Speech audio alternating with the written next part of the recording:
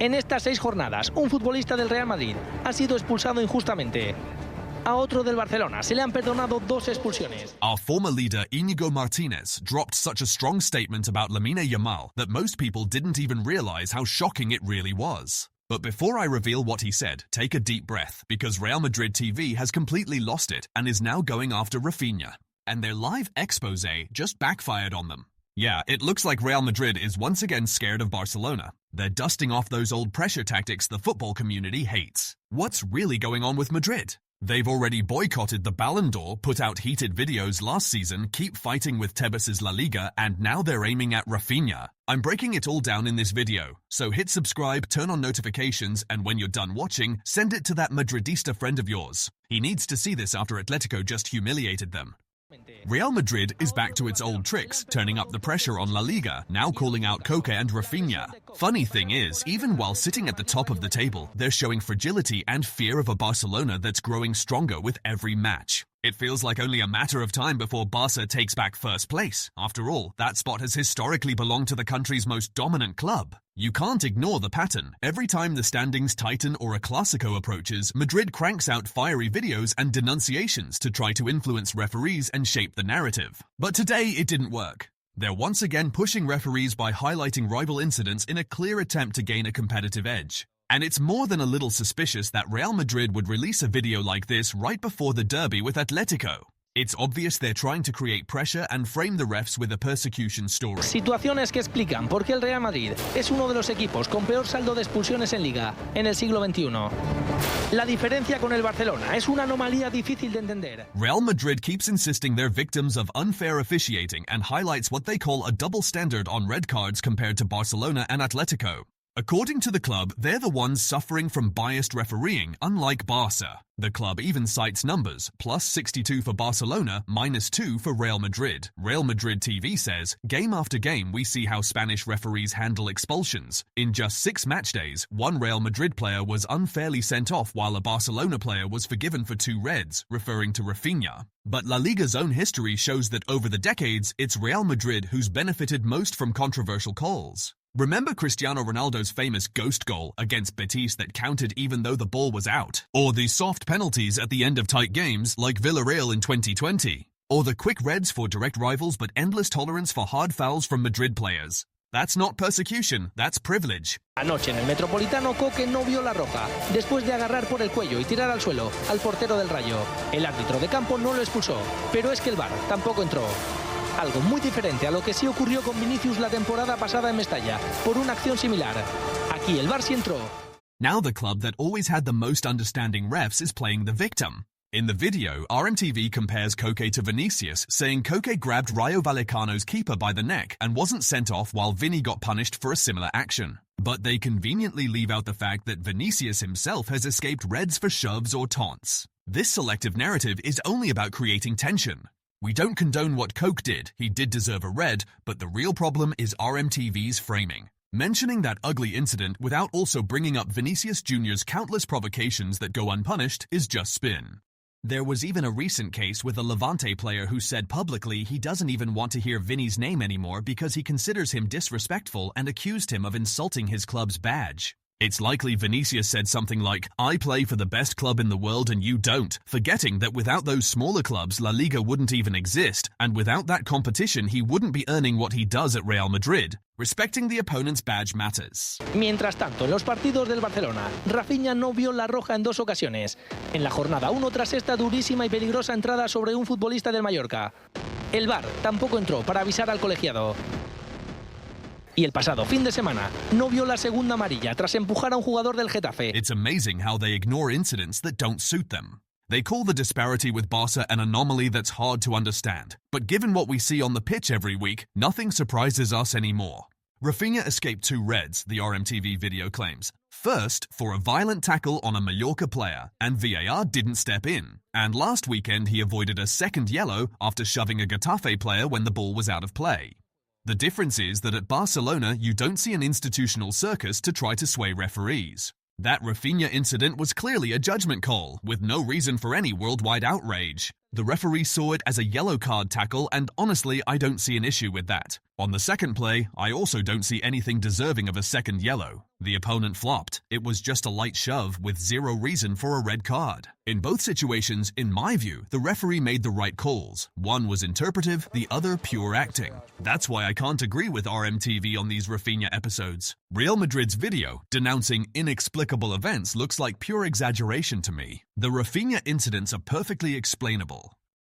They expect Javier Tebas to talk to the referees to make their lives easier. They knew they'd be at a disadvantage against Atletico and tried to manipulate the media climate with that video before the game, and it backfired. In their first real test against Xabi Alonso's team, Real Madrid got smashed 5-2.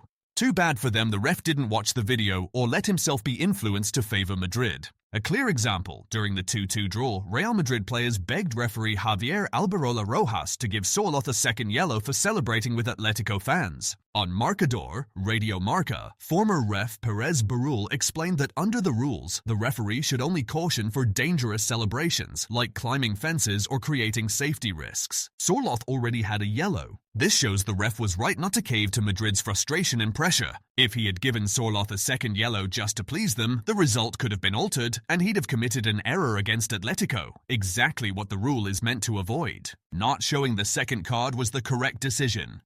Frustrated, Danny Carvajal said, "We asked for a second yellow for Sorloth.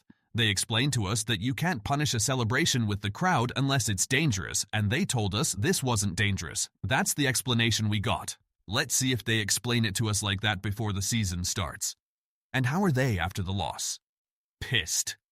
At the 90th minute, upset over a foul called against him, Franco Mastantuono kicked the ball toward the stands at the Metropolitano.